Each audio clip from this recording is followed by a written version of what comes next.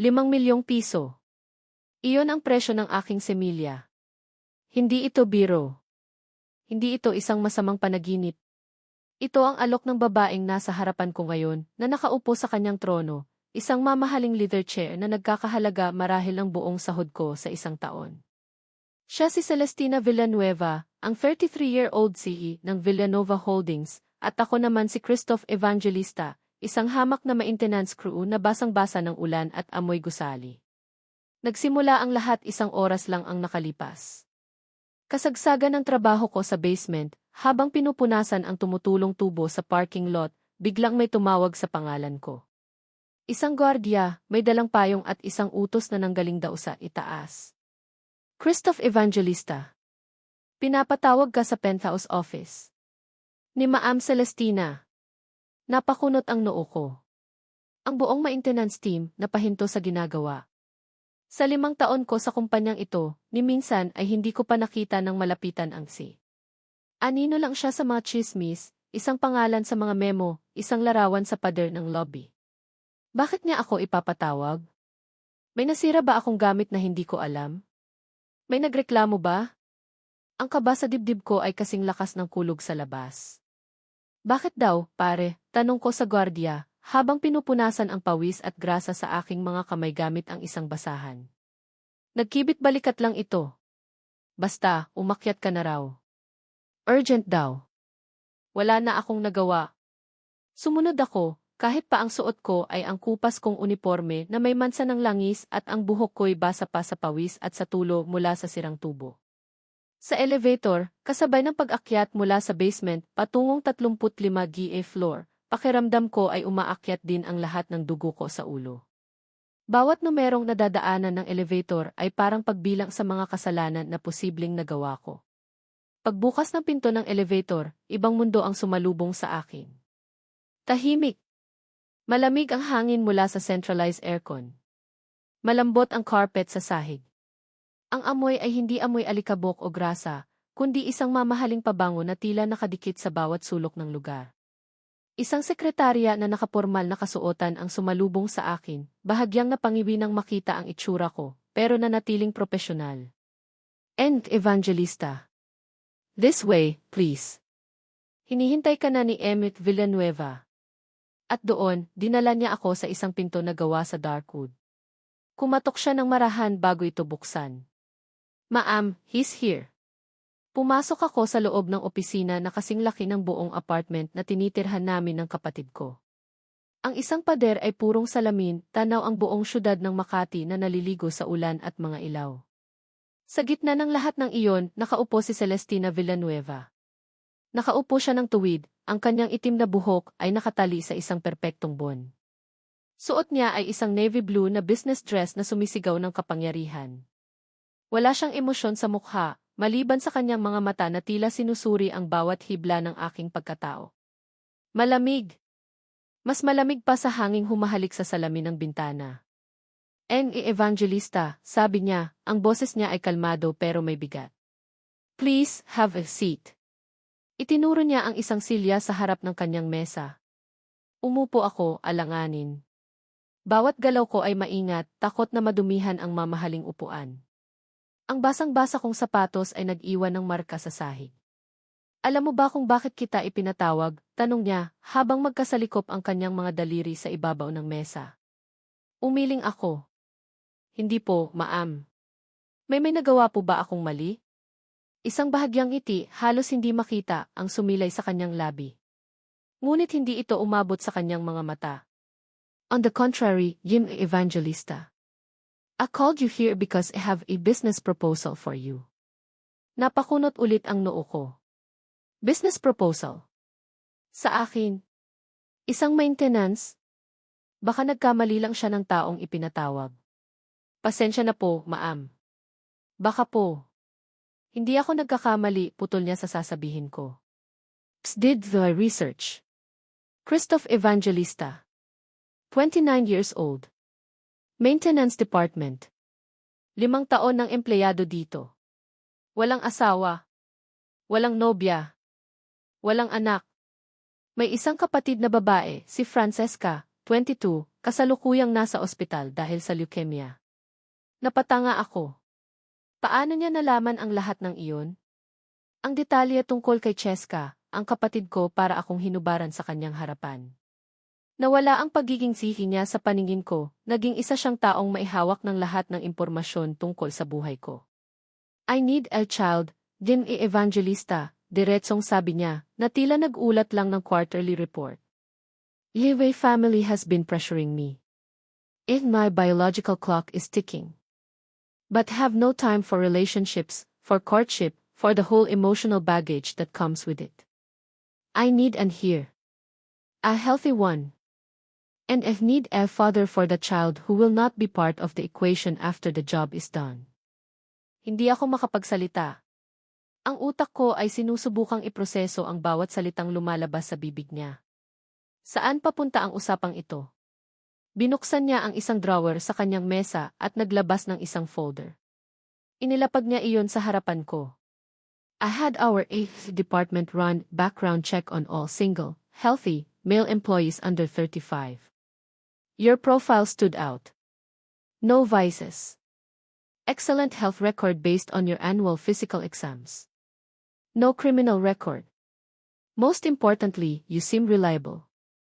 Tahimik ka lang sa trabaho mo. Pinilit kong magsalita. Ma'am, hindi ko po maintindihan. Tumingin siya sa akin ng diretsyo, at sa pagkakataong iyon, binitawan niya ang bomba. I am offering you 5 million pesos, Jim E. Evangelista. Natigilan ako. 5 milyon? Kapalit ng ano, halos pabulong kong tanong, kahit alam ko na sa puso ko kung saan ito patungo. I want you to be the biological father of a child, sabi niya, walang bahid ng pag-aalinlangan. Isang gabi lang. Walang emosyon.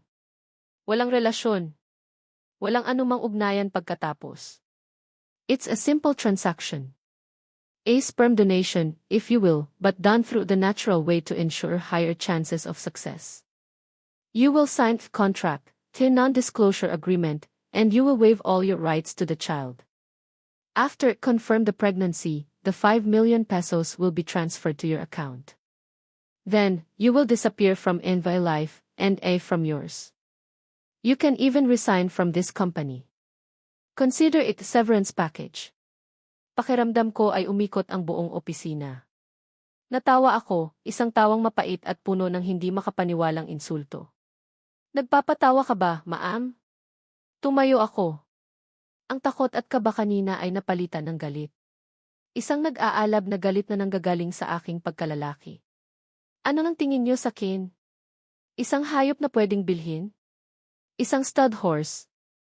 Ganoon na ba kababa ang tingin inyong mayayaman sa aming mga mahihirap? Hindi siya natinag sa pagsigaw ko. Nanatili siyang kalmado. This is not about rich versus poor, Jim E. Evangelista. This is the practical solution to the personal problem. I am offering you a way out of your own problems. I know about your sister's hospital bills. I know that you're struggling to make ends meet for her chemotherapy.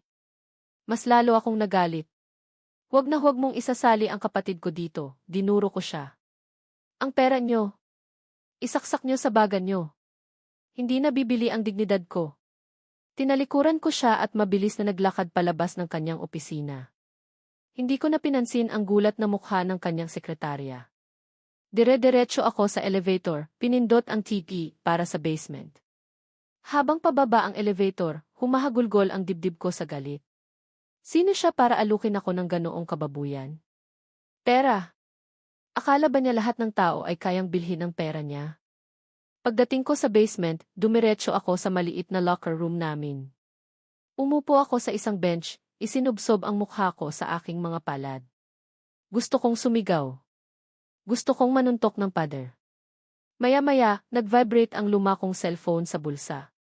Kinuha ko ito, umaasang isa lang sa mga katrabaho ko ang nag-text.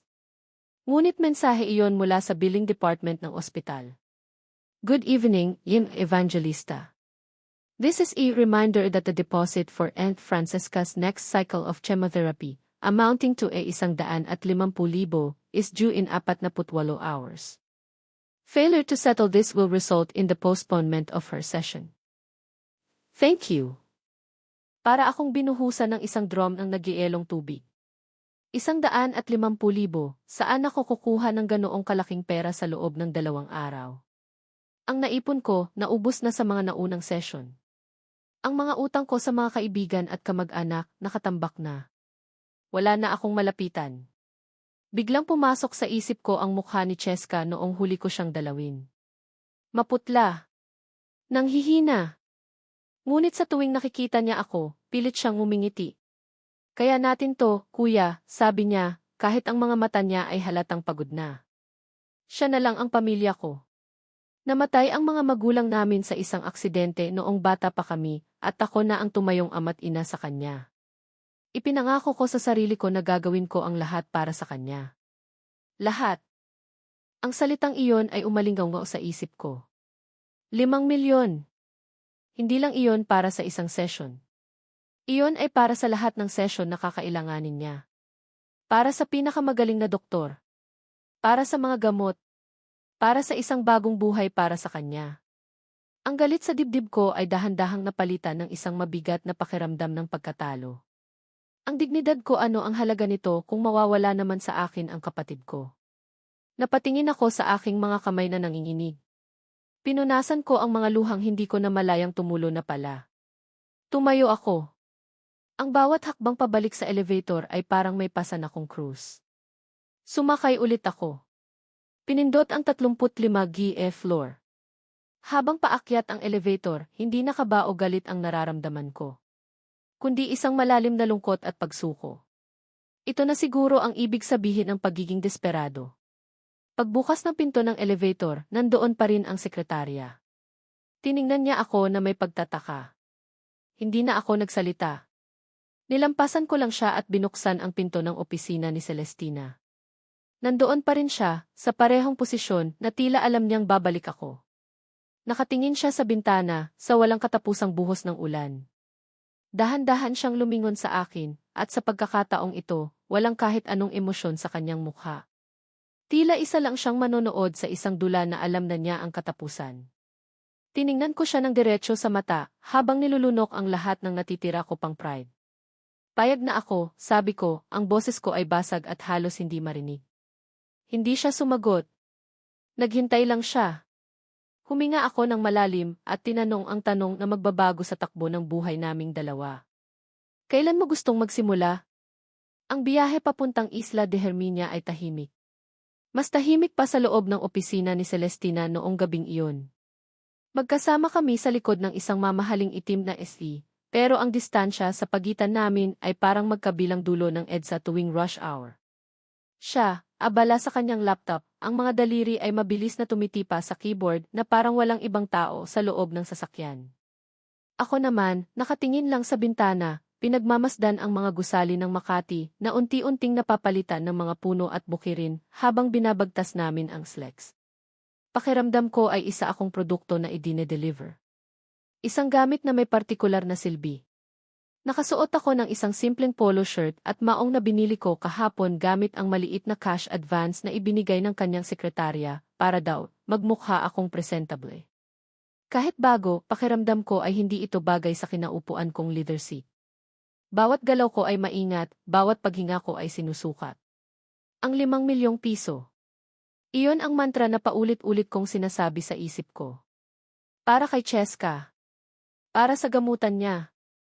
Para sa kinabukasan niya. Iyon lang ang tanging bagay na nagpapanatili sa akin sa loob ng sasakyang ito, sa tabi ng babaeng bumili ng aking pagkatao. Matapos ang halos 3 oras na biyahe sa lupa, huminto kami sa isang pribadong pantalan. Isang speedboat na may nakaukit na villa sa gilid ang naghihintay sa amin. Maging ang mga tauhan doon ay yumuyuko kapag dumadaan si Celestina. Para siyang reyna sa sarili niyang kaharian. Habang ako, ang anino niya, sunod lang ng sunod. Ang hangin mula sa dagat ay sariwa, ngunit hindi nito nagawang pawiin ang bigat sa aking dibdib. Ang pagsakay sa speedboat, sa halip na maging masaya, ay nagmistulang pagtawid sa ilog Ikivin. Papunta sa isang lugar kung saan isasanla ko ang aking kaluluwa. Ang Isla de Herminia ay paraisong hinugot mula sa isang postcard. Puting-puti ang buhangin, sobrang linaw ng tubig na kulay turkesa, at napapalibutan ng mga puno ng niyog. Sa gitna ng lahat ng ito ay isang modernong villa na gawa sa salamin at kahoy, perpektong nakatayo sa isang maliit na burol na tanaw ang buong karagatan. Ito ang mundo niya. Isang mundong kailanman ay hindi ko pinangarap na marating, lalo na sa ganitong paraan. Pagdating namin sa villa, isang katulong na nakauniporme ang sumalubong sa amin. Good afternoon, Ma'am Celestina. Nenita, ihanda mo ang master's bedroom at ang guest room sa tabi nito, utos ni Celestina habang dire-diretsong pumasok sa loob. Dalhan mo na rin kami ng malamig na tubig sa sala. Sumunod ako sa kanya. Ang loob ng villa ay minimalist pero elegante. Ang sahig ay gawa sa nagniningning na kahoy at ang mga muebles ay halatang mamahalin. Muli, ang amoy ay pamilyar, ang parehong mamahaling pabango sa kanyang opisina. Umupo siya sa isang puting sofa at itinuro ang katapat na upuan. Maupo ka. Umupo ako at ilang saglit pa ay dumating si Nenita dala ang 2 baso ng tubig sa isang tray. Pagkaalis ng katulong, muling bumalik ang nakakabinging katahimikan. Maya-maya, may kinuha siyang folder mula sa kanyang leather na bag ang parehong folder na ipinakita niya sa akin sa opisina. Inilapag niya ito sa glass table sa pagitan namin. Ang kontrata, sabi niya, ang boses ay kasing lamig ng tubig na nasa baso. Basahin mong mabuti bago ka pumirma. Binuksan ko ang folder. Ang mga letra ay tila sumasayaw sa aking paningin. Legal jargon. Mga salitang hindi ko maintindihan. Pero may mga parirala doon na malinaw na tumatak sa utak ko. Party E, Celestina Villanueva, and Party B, Christoph Evangelista. For the sole purpose of conceiving a child. Waives any and all paternal rights, present and future. Complete confidentiality and non-disclosure.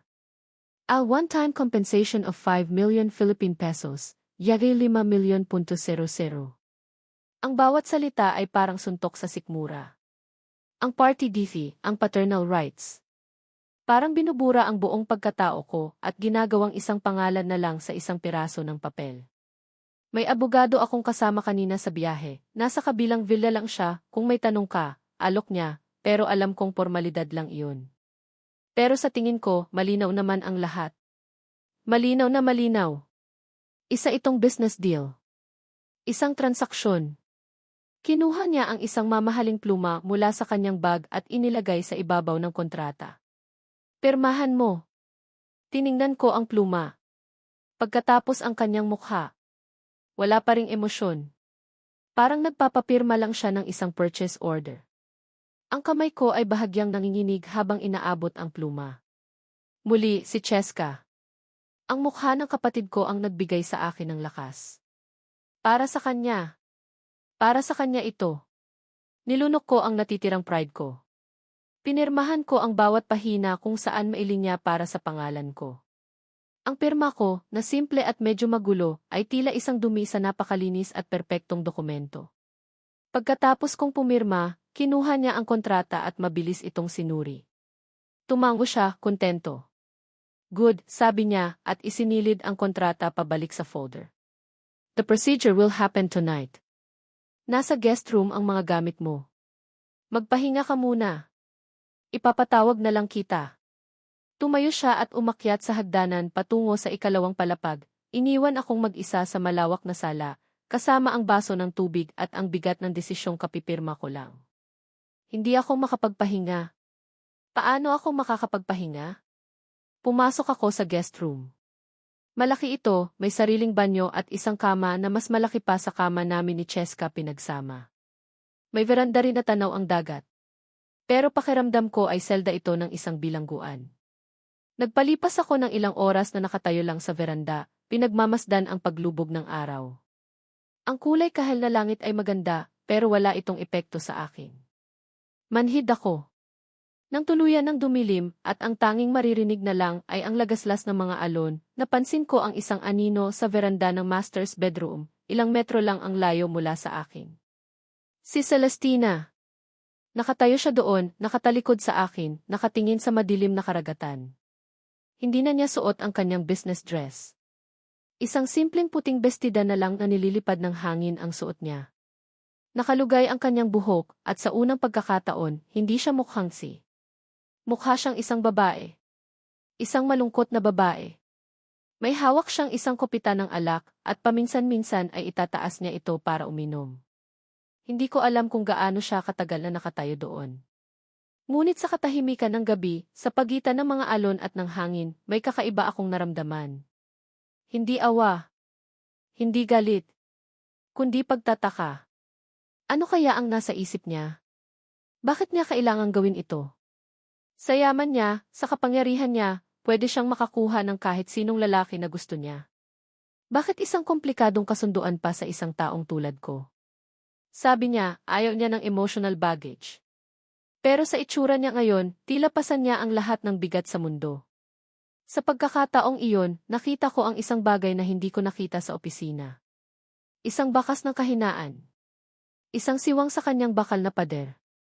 Ang babaeng kayang mag-alok ng 5 milyon para sa isang anak ay siya ring babaeng malungkot na umiinom mag-isa sa dilim. Hindi ko na malayang matagal na pala akong nakatitig sa kanya. Bigla siyang lumingon na tila naramdaman ang mga mata ko. Nagtama ang aming paningin sa gitna ng kadiliman. Hindi ako umiwas. Hindi rin siya. Walang nagsalita. Ilang segundo kaming nagkatitigan, ang tanging nag-ugnay sa amin ay ang malamig na hangin ng gabi. Pagkatapos, tumalikod siya at pumasok sa loob ng kanyang silid. Iyon na siguro ang hudyat.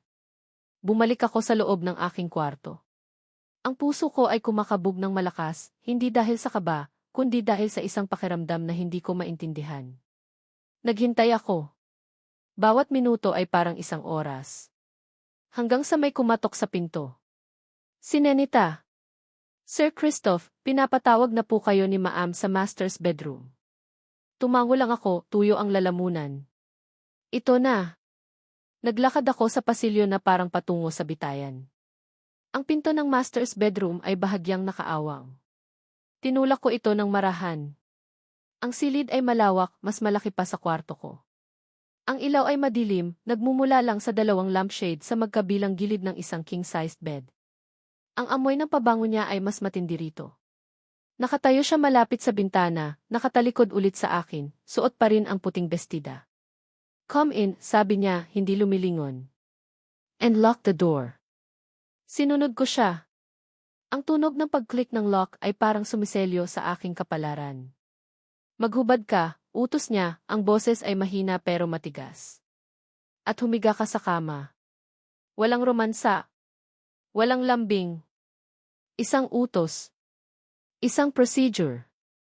Ginawa ko ang sinabi niya. Hinubad ko ang aking polo shirt, pagkatapos ang aking pantalon, hanggang sa wala na akong suot. Pakiramdam ko ay sobrang lantad. Sobrang nakakahiya. Humiga ako sa kama, nag-iwas ng tingin at tumitig na lang sa kisam. Narinig ko ang kaluskos ng tela. Ang mahinang tunog ng zipper na bumababa. Ang paglaglag ng damit sa sahig. Hindi ako lumingon. Pinilit kong isipin na isa lang akong makina. Isang tool. Naramdaman ko ang paglubog ng kutson sa kabilang panig ng kama. Ang init ng kanyang katawan na malapit sa akin, kahit hindi pa kami nagdidikit, ay parang humihila sa lahat ng hangin sa silid. Nakapikit ako ng mariin, sinusubukang isipin ang mukha ni Cheska, ang listahan ng bayarin sa ospital, ang 5 milyong piso. Pero ang lahat ng iyon ay unti-unting nabubura ng realidad ng sitwasyon. Narinig ko siyang huminga ng malalim. Isang hingang nanginginig. Isang hingang puno ng takot. Doon ako napamulat. Dahan-dahan kong inilingon ang aking ulo. At sa madilim na silid na iyon, sa liwanag lang ng lampshade, nakita ko siya. Nakahiga siya ng patagilid, nakaharap sa akin. At sa kanyang mga mata, nakita ko ang lahat. Hindi ang malamig at walang emosyong sihi na kilala ko. Hindi ang reyna ng kanyang kaharian. Nakita ko ang takot. Ang pag-aalinlangan. Ang isang klase ng determinasyon na ipinipilit lang sa sarili. At sa ilalim ng lahat ng iyon, ang parehong kalungkutan na nakita ko sa veranda kanina. Ito ang hubad niyang kaluluwa. Mas lantad pa kaysa sa kanyang katawan. Sa isang iglap, nawala ang lahat ng hiya at galit sa sistema ko.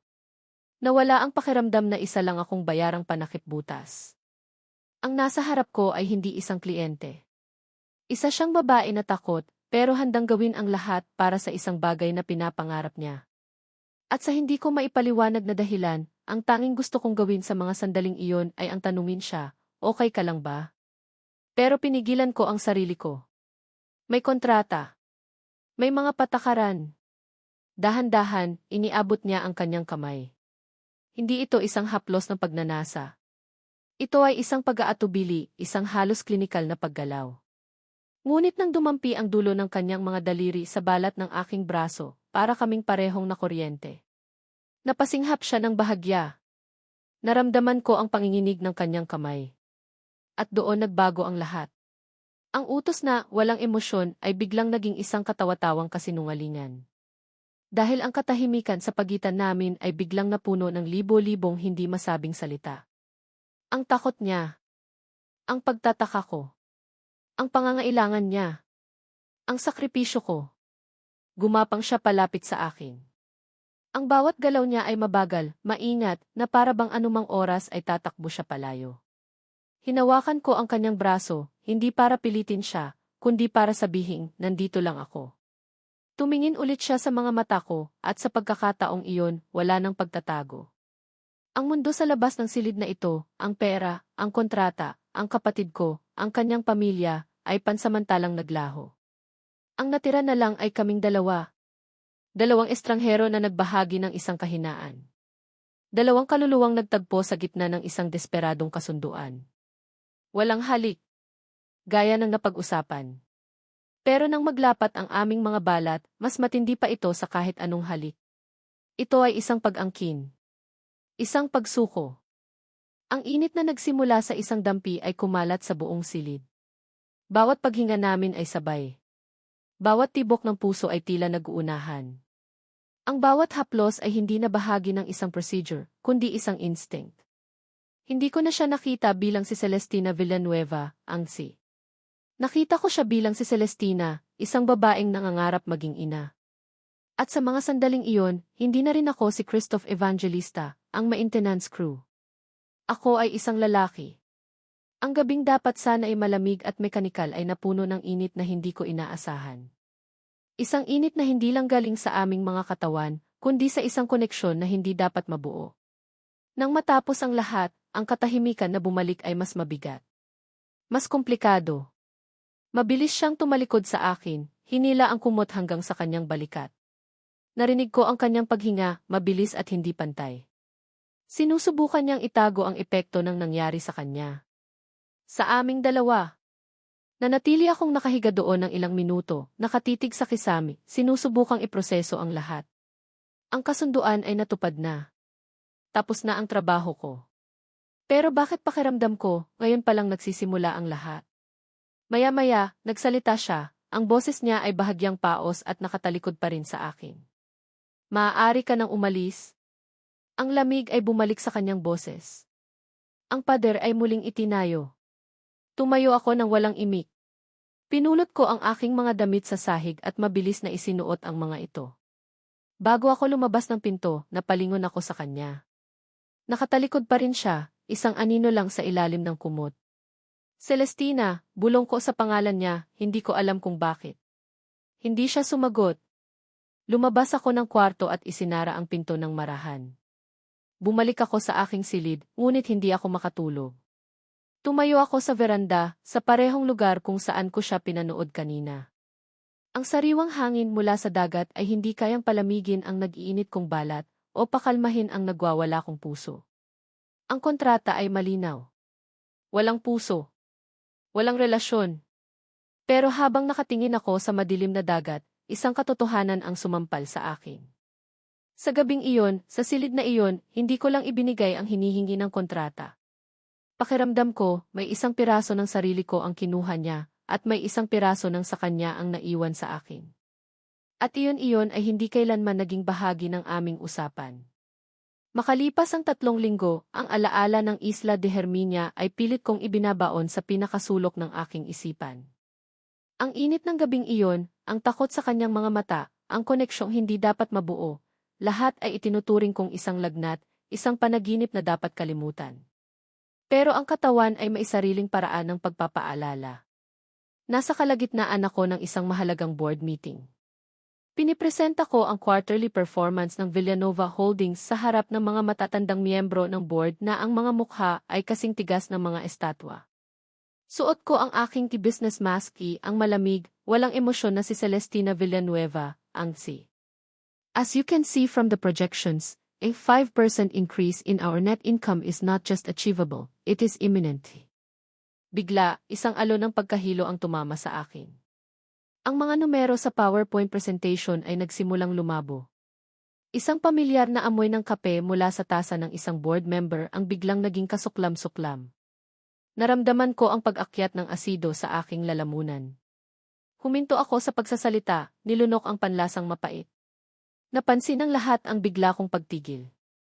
Is everything alright, Ding Villanueva? Tanong ni Aim de Guzman, isa sa mga pinakamatandang miyembro ng board. Pinilit kong humiti. Yes, of course. I just lost the train of thought for a second. Itinuro ko ang susunod na slide. Now, if we look at the logistics department's efficiency. Pero hindi ko na natapos ang sasabihin ko. Ang pangalawang alon ay mas malakas. Hindi ko na ito kayang pigilan. Mabilis kong itinaas ang aking kamay. Excuse me for a moment. Tumakbo ako palabas ng conference room, ang mga mata ng lahat ay nakasunod sa akin. Dire-diretso ako sa executive washroom at halos isubsob ko ang aking ulo sa inidoro. Inilabas ko ang lahat ng laman ng aking sikmura. Ang aking agahan. Ang kape. At ang aking dignidad. Nanghihina akong napasandal sa malamig na pader ng cubicle, ang puso ko ay kumakabog. Hinawakan ko ang aking tiyan. Hindi kaya. Ang isiping iyon ay nagdulot ng halo-halong takot at pag-asa. Pagkatapos ng meeting, na ipinagpatuloy ko na parang walang nangyari, dumiretso ako sa aking opisina at nilock ang pinto. Binuksan ko ang aking planner. Kinwenta ko ang mga araw. Delayed ako. 5 araw. Hindi ako kailanman naging delayed. Ang aking buwanang dalaw ay kasing regular ng orasan. Ang kaba sa dibdib ko ay mas matindi pa kaysa noong naghihintay ako kay Christoph sa Isla de Herminia. Kinagabihan, nagsuot ako ng baseball cap at malaking salamin. Nag-drive ako papunta sa isang 24-hour na butika sa kabilang syudad, malayo sa lugar kung saan ako kilala. Pakiramdam ko ay isa akong kriminal. Miss, pabili ng pregnancy test, pabulong kong sabi sa pharmacist na para bang bumibili ako ng isang ipinagbabawal na gamot. Kumuha siya ng 3 magkakaibang brand. Para sigurado, ma'am. Pag-uwi ko sa aking penthouse, nanginginig ang mga kamay ko habang binubuksan ang mga kahon. Sumunod ako sa instructions na parang ito ang pinakamahalagang exam sa buhay ko. At pagkatapos, naghintay ako. Ang 3 minutong iyon ay parang 3 taon. Isa-isa kong tiningnan ang resulta. Positive. Positive. Positive. 2 linya. Sa lahat ng 3 test. Napaupo ako sa malamig na sahig ng aking banyo, hawak-hawak ang 3 maliliit na plastik na iyon na naglalaman ng aking hinaharap. Buntis ako. Ang unang emosyon na naramdaman ko ay hindi tuwa. Hindi rin takot. Kundi isang matinding pangangailangan na may makausap. Isang tao lang ang pumasok sa isip ko. Si Christoph. Kinuha ko ang aking cellphone. Sa kontrata, nakasaad na wala na kaming ugnayan. Ngunit sa ilalim ng T contingencies, may clause na nagsasabing kailangan kong i-inform T Party B sa sandaling makumpirma ang pagbubuntis para ma-release ang kabayaran. Ito ang perpektong dahilan. Dinyal ko ang numero niya, ang numerong ibinigay ng EUC, nagring ito ng ilang beses bago may sumagot. Hello? Isang boses ng babae. Bata. Mahina. Napakunot ang noo ko. Hello? Pwede ko bang makausap si Christoph Evangelista? Ay, si kuya po. Nasa labas po, bumibili ng gamot. Sino po sila? Ang kapatid niya. Si Francesca. Katrabaho niya lang. Pakisabi na lang na tumawag si Celestina Villanueva. Pakitext na lang sa akin kapag nandyan na siya. Sige po. Salamat po sa pagtawag. Ibinaba ko ang telepono. Ilang oras akong naghintay. Walang tawag. Walang text. Sinubukan ko ulit tawagan. Pero sa pagkakataong ito, hindi na ito sumasagot. Cannot be reached. Kinabukasan, sinubukan ko ulit. At sa susunod na araw. At sa susunod pa. Laging cannot be reached. Ang maliit na pag-asa sa dibdib ko ay unti-unting napalitan ng inis. At pagkatapos ng pagdududa. Noong araw na iyon, tinawagan ko ang aking personal banker. I-release mo na ang 5 million pesos sa account na ibinigay ko sa'yo. Yes, ma'am. Right away. Pagkatapos ng transaksyon, naghintay ako. Inisip ko, baka kapag natanggap na niya ang pera, tatawag siya. Magpapasalamat. O kahit mag-text man lang. Pero wala. Isang araw. 2 araw. Isang linggo. Walang Christoph Evangelista na nagparamdam. Para siyang bulang naglaho. Ang inis ko ay naging selos. Isang mapait na selos na hindi ko maintindihan kung saan nanggagaling. Ini-imagine ko siya, masaya kasama ang kapatid niya, hawak ang 5 milyong piso. Nagagamot na si Francesca. Nakalaya na sila sa kahirapan. At ako. Naiwan dito, nag-iisa, dala-dala ang bunga ng aming kasunduan. Ginamit lang ba niya ako? Ang tanong na iyon ay parang laso na kumalat sa aking sistema. Ang alaala ng gabing iyon sa isla, ang kanyang mga mata, ang kanyang pag-aalala, ang init ng kanyang katawan, ay biglang naging isang malaking kasinungalingan. Isa lang ba iyong akto? Isang performance para makuha ang tiwala ko. Para masigurong magiging matagumpay ang key procedure. Ang lahat ng nangyari ay para lang pala sa pera. Ang sakit na naramdaman ko ay mas matindi pa sa morning sickness. Ito ay isang sakit sa puso. Isang sakit na dulot ng pagkakamaling umasa. Umasa sa isang bagay na wala naman pala sa kontrata. Isang gabi, habang nakatingin ako sa salamin, hinaplos ko ang aking medyo umuumbok ng tiyan. Hindi pa ito halata, pero alam kong nandoon na siya. Ang anak ko. Anak ko lang. Ang mga luhang pilit kong pinipigilan sa loob ng maraming linggo ay bumuhos na parang ulan. Humagulgol ako, hindi dahil sa takot na maging single mother, kundi dahil sa pakiramdam ng pagiging iniwan. Ng pagiging ginamit. Kinuha ko ang aking cellphone at nag-type ng isang mensahe sa numerong hindi na sumasagot. Hindi ko alam kung matatanggap niya ito. Pero kailangan kong ilabas. The money has been transferred. The deal is done. You don't have to hide anymore. Just so you know, our transaction was a success. But it doesn't matter now. You got what you wanted. Don't even tear aside to contact me ever again. Pagkatapos kong isend, binura ko ang numero niya. Binura ko ang lahat ng bakas niya sa buhay ko. Habang umiiyak ako sa sahig ng aking malawak at tahimik na penthouse, isang desisyon ang nabuo sa aking isipan. Isang desisyon na kasing tigas ng bakal. Kung ganun ni, bulong ko sa aking sarili, sa aking anak. Wala ka ng bahagi sa anak na to. Siya ang ama sa dugo, pero hindi na siya magiging bahagi ng buhay namin. Itataguyod ko ang anak kong ito ng mag-isa. Ibibigay ko sa kanya ang lahat. Ang apelyidong Villanueva. Ang yaman. Ang kapangyarihan. At sisiguraduhin kong hindi niya kailanman mararanasan ang sakit ng pagiging iniwan ng isang amang ang tanging habol lang ay pera. Hindi niya kailanman makikilala si Christoph Evangelista. Ipinapangako ko iyon. Lumipas ang 2 buwan. 2 buwan ng paglilihi, pagod at pagtatago. Ang umbok sa aking tiyan ay hindi na maitatago sa ilalim ng mga maluluwag na blazer. Ang tsismis sa opisina ay nagsisimula ng kumalat na parang apoy sa tuyong damo. Pero hinarap ko ang lahat ng iyon ng may taas noo, suot-suot ang aking pader na bakal. Sa loob ng 2 buwan, tuluyan ang naglaho si Christoph Evangelista sa mundo ko. O iyon ang akala ko. Isang hapon, habang pauwi ako mula sa opisina, hinarang ako ng guard sa lobby. Ma'am Celestina, may naghahanap po sa inyo. Ayaw pong umalis, kanina pa po naghihintay sa labas. Napakunot ang noo ko. Sino? Christoph Evangelista daw po ang pangalan. Parang may humablot sa puso ko at piniga ito ng mahigpit. Siya. Anong ginagawa niya dito? Pagkatapos ng lahat, isang alon ng galit ang bumalot sa akin. Ang sakit ng nakaraang 2 buwan ay biglang bumalik. Sabihin mo wala ako, malamig kong sabi sa guard. At huwag mo na siyang papapasukin ulit dito. Tumalikod ako at akmang sasakay sa elevator nang marinig ko ang boses niya. Celestina! Sandali! Lumingon ako at nandoon siya, nakatayo sa labas ng glass door, pinipigilan ng dalawang guard. Mas payat siya kaysa dati, may bakas ng pagod sa kanyang mga mata, pero ang tingin niya ay nakatuon sa akin. May dala siyang isang maliit na paper bag na may logo ng isang toy store. Nang makita niya ang tiyan ko, na medyo halata na sa suot kong puting dress, natigilan siya.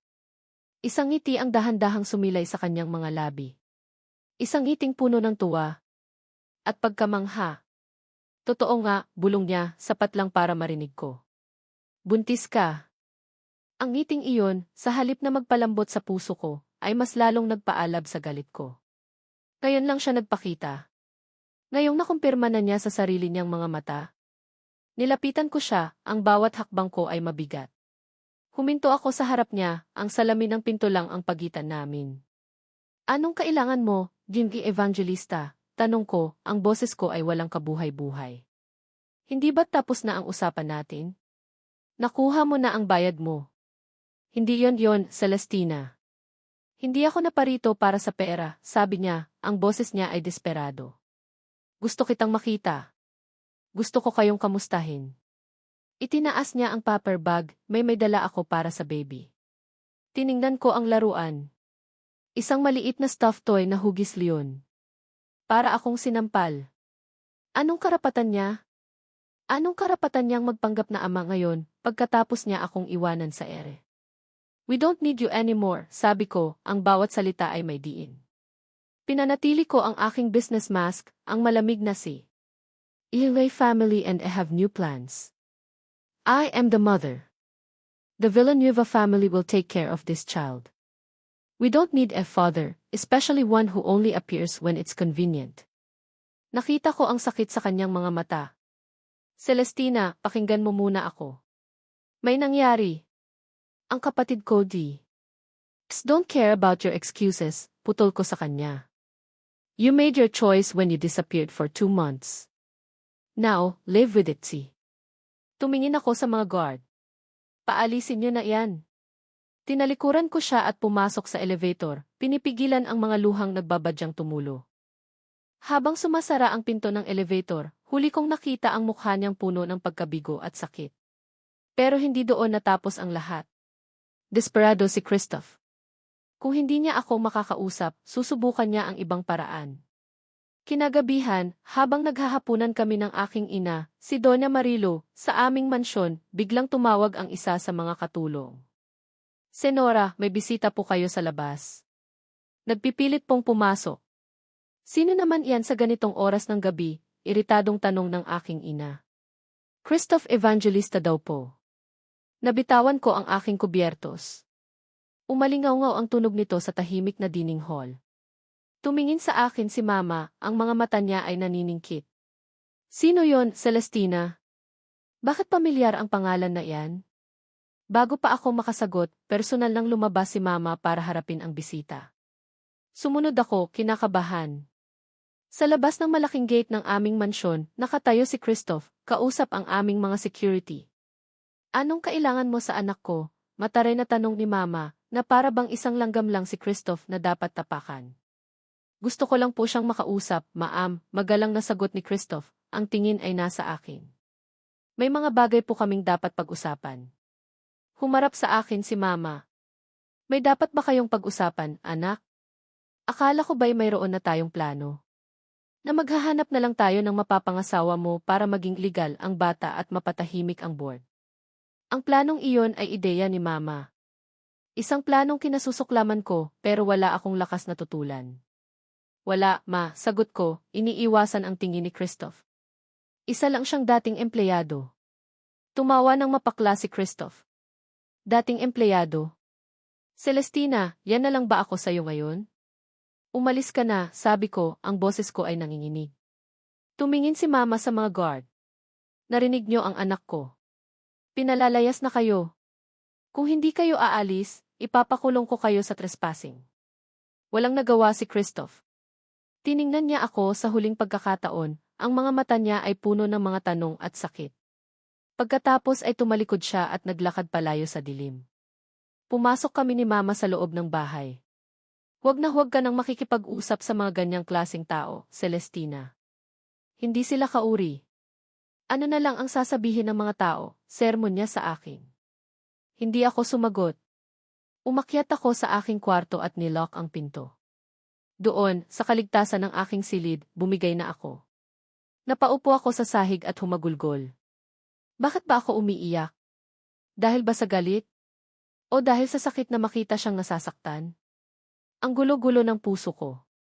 Isang bahagi sa akin ang gustong maniwala sa kanya, na pakinggan ang kanyang mga paliwanag. Ang bahaging iyon ay ang babaeng nakasama niya sa Isla de Herminia, ang babaeng nakakita ng kahinaan sa kanyang mga mata. Pero ang mas malaking bahagi sa akin ay nasaktan. Ang bahaging ito ay ang sihi, ang ina, na iniwan at binaliwala. Ang bahaging ito ay ang nagsasabing kailangan kong protektahan ang sarili ko at ang aking anak mula sa karagdagang sakit. Hinaplos ko ang aking tiyan. Anak, bulong ko. Patawarin mo si Mama. Ginagawa ko lang ito para sa'yo. Pero habang sinasabi ko iyon, isang tanong ang umalingaw-ngao sa aking isipan, isang tanong na nagmula sa pinakailalim ng aking puso. Mahal mo ba ako, Christoph? O ang anak ko lang? Ang sagot sa tanong na iyon ay isang bagay na pareho naming hindi alam, at isang bagay na pareho naming kinatatakutan. Ang pagbubuntis ko ay hindi na isang lihim. Ito ay isang bomba na sumabog sa mundo ng business at high society. Naging paboritong pulutan ito sa mga social gathering, at laman ng mga blind items sa mga gossip column. Sino ang ama? Ang buntis na sihi at ang misteryosong paghilom ng kanyang puso. Nakakasuklam. Ang pressure ay hindi lang nanggagaling sa labas. Maging sa loob ng Villanova Holdings, ramdam ko ang mga mapanuring tingin at bulungan. Ang board of directors, na dating humahanga sa aking galing, ngayon ay tinitingnan ako na parang isang malaking problema. Celestina, this is a scandal, sabi ni Eng de Guzman sa isang emergency board meeting. Ang Villanova ay isang family-oriented na kumpanya. Ang imahe natin ang nakasalalay dito. Anong sasabihin ng mga investor? Ng publiko? Isang sihi na may anak sa labas? If a personal life has nothing to do with a capability to run this company, matigas kong sagot, kahit pa ang bawat salita ay parang sampal sa aking pagkatao. Mali ka, giit ng isa pang board member. Sa posisyon mo, ang personal mong buhay ay buhay ng kumpanya. Kailangan mong ayusin ito, Celestina. Magpakasal ka. Bigyan mo ng pangalan ang bata.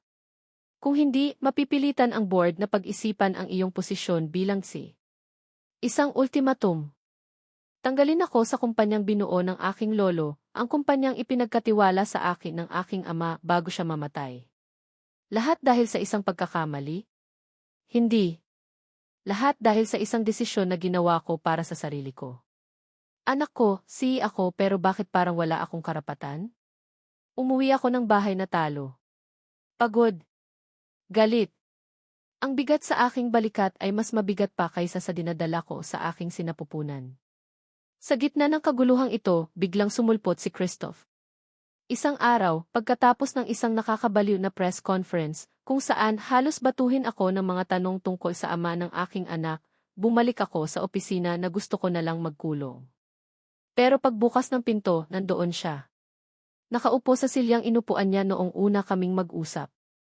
Anong ginagawa mo dito? Sigaw ko, ang pagod at galit ay nagsama-sama na. Paano ka nakapasok? Tumayo siya.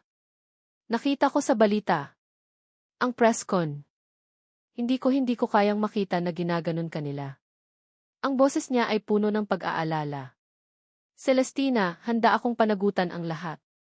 Tumawa ako ng mapakla. Panagutan? Ngayon pa? Nasaan ka noong kailangan kita? Nasaan ka noong nag-iisa akong sinusuka ang kaluluwa ko? Nasaan ka noong tinatawagan kita? Nasa ospital ako, sigaw niya pabalik, ang unang pagkakataon na narinig ko siyang magtaas ng boses sa akin. Nasa tabi ng kapatid ko. Nagrelapse siya, Celestina. Kinailangan siyang isugod sa IV. Ibinenta ko ang cellphone ko, ang lahat ng gamit ko, para lang madagdagan ang pambayad sa mga gamot niya. Araw-araw, gabi-gabi, nasa ospital lang ako. Hindi ko alam na tinatawagan mo ako. Hindi ko alam na kailangan mo ako. Ang tanging alam ko lang ay baka mawala sa akin ang kapatid ko. Natigilan ako. Ang lahat ng galit ko ay biglang naglaho, napalitan ng isang nakakabinging hiya. Ang lahat ng teorya ko, ang lahat ng selos at pagdududa lahat ay mali. Christoph, ako G. Hindi ko alam ang sasabihin ko. Lumapit siya sa akin. Celestina, mahal kita. Ang tatlong salitang iyon ay tumama sa akin na parang kidlat. Hindi dahil sa pera. Hindi dahil sa anak natin pagpapatuloy niya. Mahal kita. Simula pa noong gabing iyon sa isla. Nakita ko ang totoong ikaw. At minahal kita. Pero sino ba naman ako? Isang hamak na maintenance crew lang. Paano kita mamahalin? Kaya nang matanggap ko ang pera, inisip ko, ito na ang paraan. Aayusin ko ang buhay ng kapatid ko at pagkatapos, babalikan kita. Babalikan kita bilang isang taong karapat-dapat sa'yo. Napaiyak na lang ako.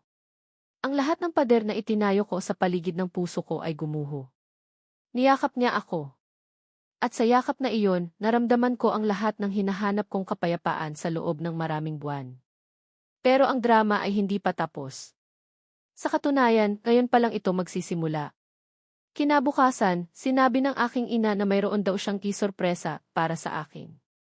Isang maliit na family gathering daw para ipakilala ang aking magiging fiance. Akala ko ay isa sa mga anak ng business partner niya ang ipapakilala niya, isa sa mga lalaking matagal na niyang ipinipilit sa akin.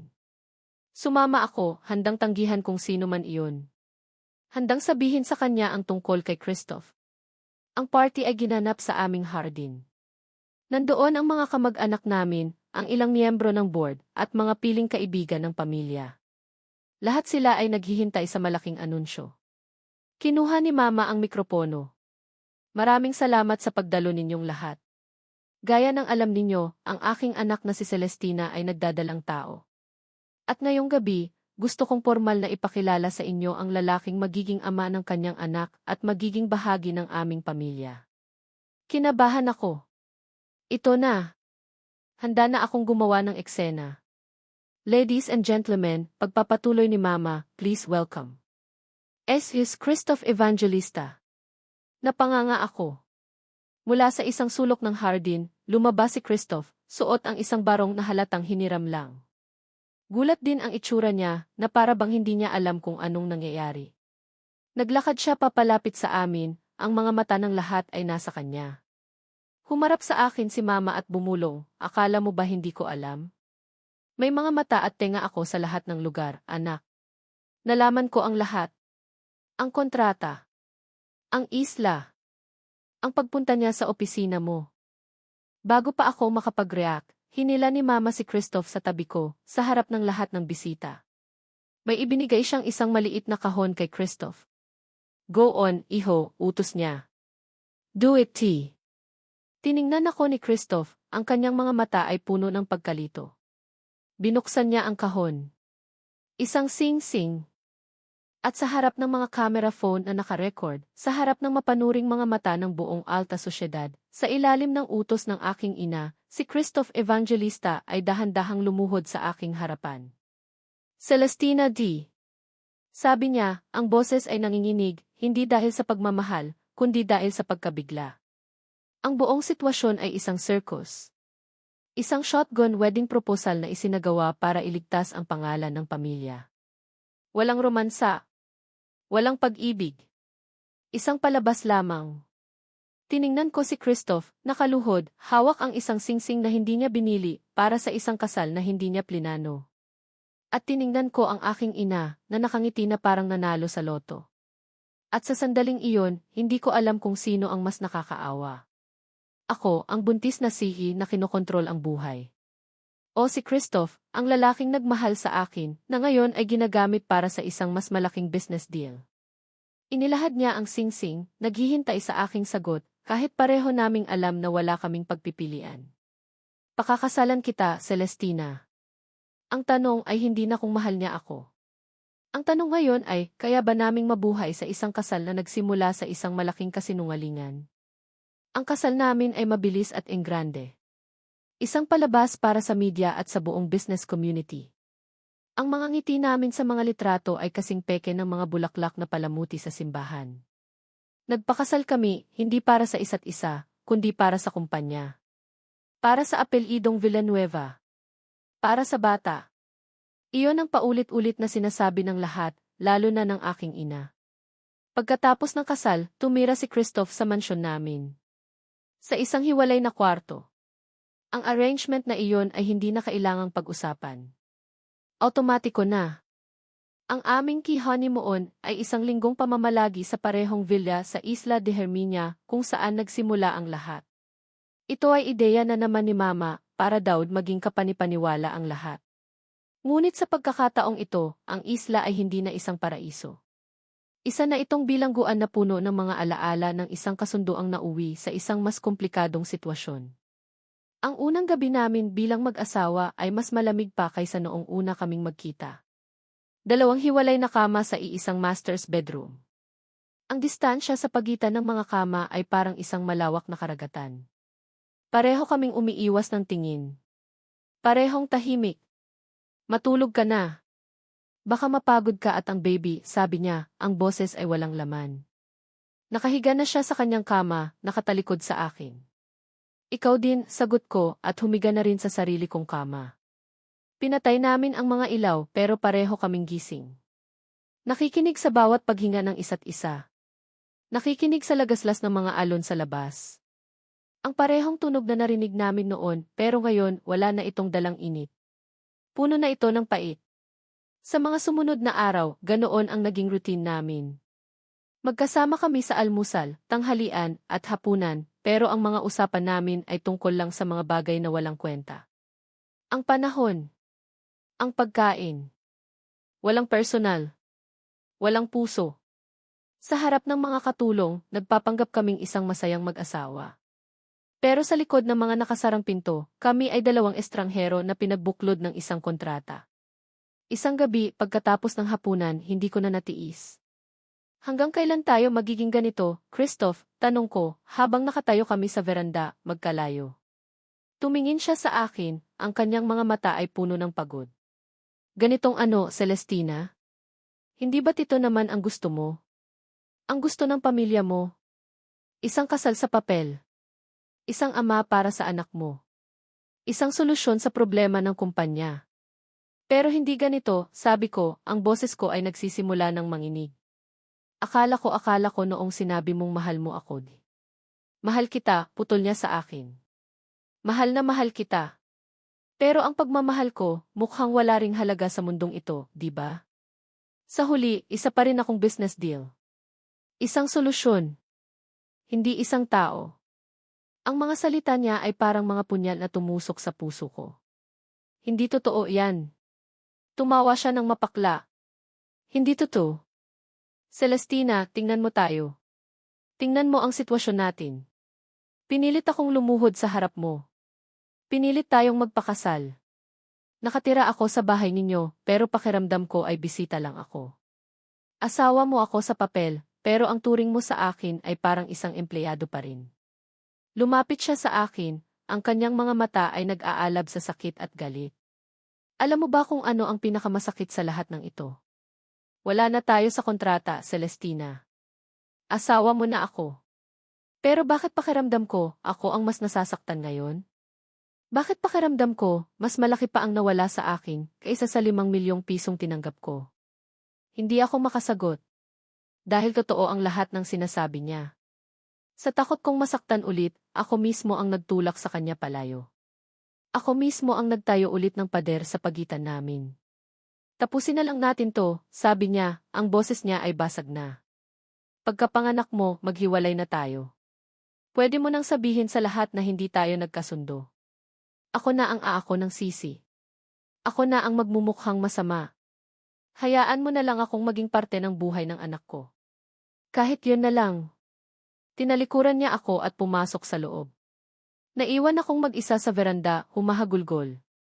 Ang kasal na dapat sana ay magiging simula namin ay mukhang magiging katapusan na pala. Kinabukasan, maaga siyang umalis ng isla. Hindi na siya nagpaalam. Isang text lang ang natanggap ko, umuwi na ako ng Maynila. May kailangan lang asikasuhin. Ang sakit. Ang bigat. Pakiramdam ko, ito na talaga ang katapusan. Pero ang tadhana ay may sariling paraan ng pag-aayos ng mga bagay. Nang gabing iyon, habang nag-iimpake ako ng gamit para umuwi na rin kinabukasan, biglang tumunog ang cellphone ko. Isang hindi rehistradong numero. Sinagot ko. Hello? Si Celestina po ba to? Asawa ni Kuya Christoph. Isang boses ng babae humihikbi. Ako nga. Sino to? Ako po si Francesca. Ang kapatid niya. Nasa ospital po kami ngayon. Si Kuya po nag-relapse po ako. At si Kuya, sa sobrang pagod at stress, bigla na lang po siyang hinimatay kanina. Nalaman po ng doktor na may problema rin pala siya sa puso. Parang huminto ang mundo ko. Si Christoph. May sakit sa puso. Anong ospital yan? Tanong ko, ang boses ko ay nanginginig sa takot. Ibinigay sa akin ni Francesca ang pangalan ng ospital. Pagkatapos ng tawag, hindi na ako nagdalawang isip. Tinawagan ko ang piloto ng aming private chopper. Ihanda mo ang chopper. Aalis tayo ngayon din. Wala akong pakialam kung hating gabi na. Wala akong pakialam sa ulan. Ang tanging nasa isip ko lang ay si Christoph. Kailangan ko siyang puntahan. Kailangan kong makarating sa kanya. Ang biyahe pabalik ng Maynila ay ang pinakamahabang biyahe sa buhay ko. Bawat minuto ay puno ng pag-aalala at pagsisisi. Ang lahat ng masasakit na salitang binitawan ko sa kanya ay bumabalik sa akin. Ang lahat ng pagtataboy na ginawa ko. Pagdating ko sa ospital, basa pa sa ulan, tumakbo ako papasok. Hinanap ko ang kwarto niya. At doon, nakita ko siya. Nakahiga sa kama, may nakakabit na dextrose at oxygen. Maputla. Mukhang mas pagod kaysa dati. Sa tabi niya, sa isang upuan, nakaupo si Francesca, umiiyak. Nang makita ako ni Francesca, tumayo siya. Ma'am Celestina di. Hindi ko siya pinansin. Dumiretso ako sa tabi ng kama ni Christoph. Hinawakan ko ang kanyang kamay. Malamig ito. Christoph ay. Bulong ko, ang mga luha ay tuloy-tuloy na sa pag-agos. Patawarin mo ako. Dahan-dahan niyang iminulat ang kanyang mga mata. Nang makita niya ako, isang mahinang ngiti ang sumilay sa kanyang labi. Bakit ka nandito? Hirap niyang tanong. Dahil asawa mo ako, sagot ko, idiniin ang kamay niya sa aking pisngi. At dahil mahal na mahal kita. Sa pagkakataong iyon, sa isang maliit at tahimik na kwarto ng ospital, sa gitna ng amoy ng gamot at antiseptiko, ang lahat ng pader sa pagitan namin ay tuluyang gumuho. Ang lahat ng kontrata, lahat ng pride, lahat ng takot ay naglaho. Niyakap ko siya ng mahigpit, maingat na hindi matamaan ang kanyang mga sugat. At sa unang pagkakataon mula noong ikasal kami, naramdaman ko ang init ng kanyang yakap pabalik. Ang pag-asa. Sa wakas, naramdaman ko ulit ito. Ang mga sumunod na linggo ay isang pagsubok sa aming tatag. Sabay na nakakonfine sa iisang ospital sina Christoph at Francesca. Hinati ko ang oras ko sa pagitan ng pagpapatakbo ng kumpanya at pag-aalaga sa kanilang dalawa. Ang mansyon ng mga Villanueva ay pansamantalang naging tahanan na rin ni Francesca kapag wala siyang treatment. Sa kauna-unahang pagkakataon, naramdaman ko ang tunay na kahulugan ng pamilya, isang pamilyang hindi nababase sa dugo o yaman, kundi sa pagmamahal at pag-aalaga. Si Christoph, habang nagpapagaling mula sa kanyang heart condition, ay hindi ako iniwan. Kahit na pinagbabawalan ng doktor, tatakas siya mula sa kanyang kwarto para lang silipin ako, dalhan ng pagkain, o masahihin ang likod ko kapag sumasakit. Ang bawat maliit na kilos niya ay isang pagpapatunay ng kanyang pagmamahal. Isang gabi, 2 linggo bago ang aking due date, bigla na lang akong nakaramdam ng isang matinding pananakit sa aking tiyan. Habang nagbabasa ng libro si Christoph sa tabi ko, biglang pumutok ang aking panubigan. Christoph, sigaw ko, ang takot ay biglang bumalot sa akin. Oras na yata. Ang kalmadong si Christoph ay biglang nagpanik. Ano? Teka. Anong gagawin ko? Tatawag ako ng doktor. Ng nurse. Ng lahat. Sa gitna ng sakit, natawa ako. Ang lalaking hinarap ang galit ko, ang pamilya ko, at ang buong mundo, ngayon ay natataranta dahil sa panganganak ko. Mabilis akong dinala sa delivery room. Ang sakit ay hindi mailarawan. Bawat contraction ay parang binibiyak ang aking katawan. Pero sa gitna ng lahat ng iyon, hindi binitawan ni Christoph ang aking kamay. Kaya mo yan, mahal ko, paulit-ulit niyang bulong sa aking tenga. Nandito lang ako. Huminga ka. Para sa baby natin. Ang boses niya ang naging lakas ko. Ang kamay niya ang naging sandalan ko. Ngunit may mga bagay na hindi kontrolado ng pag-ibig. Pagkatapos ng ilang oras ng labor, napansin ng mga doktor na humihina ang tibok ng puso ng bata. May complication, sabi ng doktor, ang boses ay seryoso. The baby is in distress. We need to perform an emergency section. Now. Ang takot na naramdaman ko ay mas matindi pa kaysa sa sakit. Ang anak ko. Ang anak namin. Nakita ko ang pamumutla sa mukha ni Christoph. Ngunit mabilis niyang itinago ito. Hinalikan niya ako sa noo. Magiging okay ang lahat, Celestina. Magtiwala ka. Magdasal tayo. Habang dinadala ako papunta sa operating room, nakita ko siyang naiwan sa labas, nakasandal sa pader, ang mukha ay nakasubsob sa kanyang mga palad. Nagdarasal. Umiiyak. Ang operasyon ay parang isang panaginip. Narinig ko ang mga boses ng doktor, ang tunog ng mga kagamitan, pero ang isip ko ay nasa anak ko lang. Please, be okay. Please, be okay. At pagkatapos, narinig ko ang isang iyak. Isang maliit, mahinang iyak. It's E-boy, sabi ng doktor. Bago ako tuluyang mawalan ng malay dahil sa anesthesia, isang luha ng kagalakan ang tumulo mula sa aking mga mata. Pagmulat ko, nasa recovery room na ako. Ang unang mukha na nakita ko ay ang mukha ni Christoph, puno ng luha, pero nakangiti. Okay na kayo, sabi niya, hinahaplos ang aking buhok. Okay na kayong dalawa. Ang baby, hirap kong tanong. Nasa incubator siya. Premature, sabi ng doktor. Kailangan niyang magpalakas. Pero malakas siya, Celestina. Katulad mo. Ilang oras pa, nang medyo malakas na ako, dinala ako ni Christoph sa NICU para makita ang aming anak. Sa loob ng isang maliit na glass box, nakahiga ang isang napakaliit na nilalang, puno ng mga tubo at wire. Pero siya ang pinakamagandang bagay na nakita ko sa buong buhay ko. Habang nakatingin kami sa aming anak, isang tao ang lumapit sa aming likuran. Si Mama. Ang matigas na si Doña Marilo, na palaging kontrolado ang emosyon, ay umiiyak na parang bata. Nakatingin siya sa kanyang apo, ang kanyang mga balikat ay nanginginig. Ang liit niya, bulong niya. Lumapit ako sa kanya. Miney. Niyakap niya ako ng mahigpit. Patawarin mo ako, anak, sabi niya, humahagulgol. Patawarin mo ako sa lahat. Sa pagiging makasarili ko. Sa pagkontrol ko sa buhay mo. Ang tanging gusto ko lang naman ay protektahan ka, pero sa paraang mali. Muntik ko nang sirain ang kaligayahan mo. Tumingin siya kay Christoph, ang kanyang mga mata ay puno ng pagsisisi. At ikaw, iho. Patawad.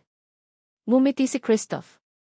Wala na po yon, ma, ang mahalaga po ay ang pamilya natin ngayon. Sa unang pagkakataon, narinig kong tinawag ni Christoph na Mai ang aking ina. At sa unang pagkakataon, ninisyan siya pabalik ni Mama. Isang tunay na ngiti. Makalipas ang isang linggo, sa araw na nakatakdang ilabas ng ospital ang aming anak, nagkaroon ng isang maliit na press conference sa lobby. Naroon ang pamilya namin, si Francesca na magaling na, at ang ilang miyembro ng board. Inanunsyo namin ang pangalan ng aming anak, Christian Villanueva Evangelista. Isang pagsasama ng aming mga pangalan. Isang simbolo ng aming pag-iisa. Habang kinukuhanan kami ng litrato, hawak-hawak ang aming anak, biglang lumuhod si Christoph sa aking harapan. Muli. Ngunit sa pagkakataong ito, walang pilitan. Walang utos. Ang lahat ng tao ay natahimik. Mula sa kanyang bulsa, inilabas niya ang isang maliit na kahon. Hindi ito ang singsing na ibinigay ni Mama. Ito ay isang singsing na simple pero elegante. Celestina, sabi niya, ang boses niya ay malinaw at matatag, naririnig ng lahat. Noong una akong lumuhod sa'yo, iyon ay dahil sa utos. Ngayon, lumuluhod ako sa harap mo, sa harap ng pamilya natin, sa harap ng buong mundo, dahil ito ang gusto ng puso ko. Ang mga luha ay muling tumulo sa aking mga mata, pero sa pagkakataong ito, mga luha ng purong kaligayahan. Hindi ko binili ang anak mo, Celestina. Hindi ko rin binili ang pagmamahal mo. Sa katunayan, kayo ang bumili sa akin, binili ninyo ako mula sa buhay kong puno ng kawalan ng pag-asa at binigyan ninyo ako ng isang pamilya. Minahal ko kayo pareho mula noon hanggang ngayon. This time, pagpapatuloy niya, binubuksan ang kahon, walang kontrata. Walang business deal. Kundi isang pangako. Isang pangako ng panghabang buhay na pagmamahal, sa hirap at ginhawa, sa sakit at kalusugan. Celestina Villanueva Evangelista, mahal ko, pakakasalan mo ba ako ulit? This time, for real. Hindi na kailangan ng sagot. Hinawakan ko ang kanyang mukha at hinalikan siya sa harap ng lahat. Isang halik na nagsasabi ng lahat. Isang halik na sumiselyo sa aming nakaraan, nagdiriwang sa aming kasalukuyan, at yumayakap sa aming kinabukasan. Ang aming kwento ay hindi nagsimula sa isang fairy tale. Nagsimula ito sa isang business deal, sa isang alok na 5 milyon. Ngunit sa huli, natagpuan namin ang isang bagay na hindi kayang bilhin ng kahit anong halaga ng pera, isang tunay at wagas na pag-ibig. Isang pamilya. Isang tahanan. At dito nagtatapos ang kwento ni na Christoph at Celestina. Maraming salamat sa inyong pagsubaybay at pagsama sa akin sa bawat kabanata ng kanilang paglalakbay. Mula sa isang malamig na alok sa loob ng isang opisina, hanggang sa init na nabuo sa isang isla, at sa wakas, sa init ng isang pamilyang binuo ng pagmamahal at pagpapatawad. Habang isinusulat ko ang kanilang kwento, naramdaman ko rin ang kanilang sakit, ang kanilang pagkalito, ang kanilang takot, at higit sa lahat, ang kanilang pag-asa. Nais kong iparating sa pamamagitan ng kanilang kwento na ang pag-ibig ay hindi palaging nagsisimula sa pinakamagandang paraan. Minsan, ito'y isinilang mula sa desperasyon, mula sa mga pagkakamali at mula sa mga di inaasahang kasunduan. Ngunit ang tunay na pag-ibig ay may kakayahang baguhin ang lahat. May kakayahan itong maghilom ng mga sugat, magpatawad ng mga pagkukulang, at bumuo ng isang kinabukasang mas matatag kaysa sa pundasyong pinagmulan nito. Sana'y napulutan ninyo ng inspirasyon ang kwento ni na Christoph at Celestina. At sana'y lagi nating tandaan na sa bawat isa sa atin, mayroong isang Celestina na nagtatago sa likod ng matitigas na pader, at isang Christoph na handang gawin ang lahat para sa mga taong mahal niya. Kung mayroon kayong saloobin o komento tungkol sa kwentong ito, huwag po kayong mag-atubiling ibahagi ito. Gusto kong marinig ang inyong mga puso. Hanggang sa muli nating pagkikita sa susunod na kwento. Paalam!